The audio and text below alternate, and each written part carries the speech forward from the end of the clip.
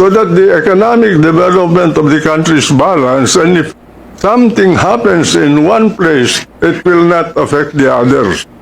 What are you doing today in this country? You're bunching all the development in the western part of the country, put all the money of the people that are starving to pay their taxes in a risky place of this country. In case of war, the western part, western flank of this country will be blockaded, all those investments will go to naught, and the people will starve to death.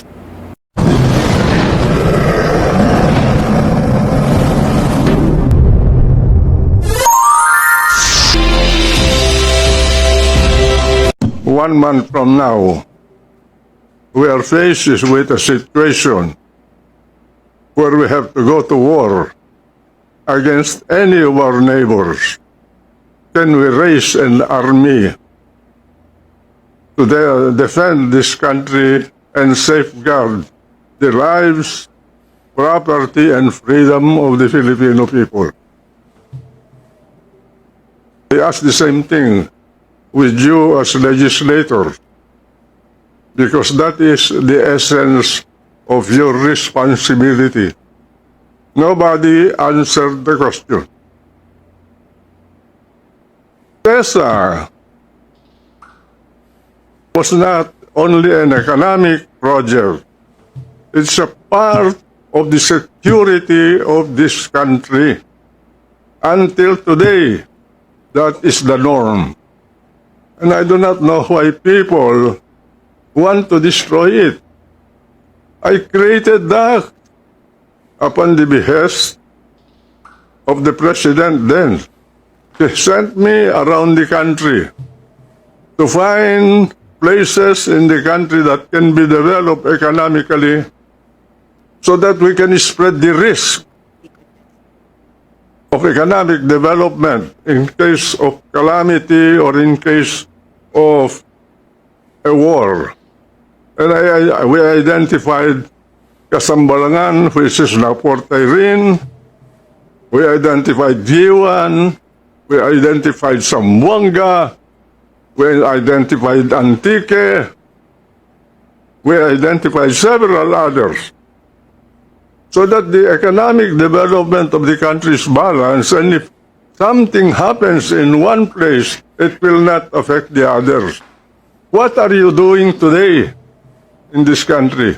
You're bunching all the development in the western part of the country, put all the money of the people that are starving to pay their taxes in a risky place of this country. In case of war, the western part, western flank of this country will be blockaded, all those investments will go to naught, and the people will starve to death. Can you imagine that? That area is the anchor of the safety and national security of the country, to protect it. We have no enemy that can attack us from the east. We have no, our enemies may come from the south, from the southwest, from the west, from the northwest, and none in the east and the north. So, when we do our things as legislators, I'm leaving you. I might be dead tomorrow. I will not care, but you have to care about your children and grandchildren.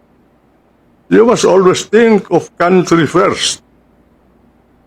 How to provide them with their livelihood and how to keep them safe from other countries. Every country around us is our enemy, potential enemy. No exception. And that's why, may I beg those who have in their minds to destroy CESA, please stop it. There is a purpose for CESA. Until today, that purpose is being pursued. That's all the message that I want to leave you. Thank you, sir. Rest assured that every member of this committee will bear in mind that country first.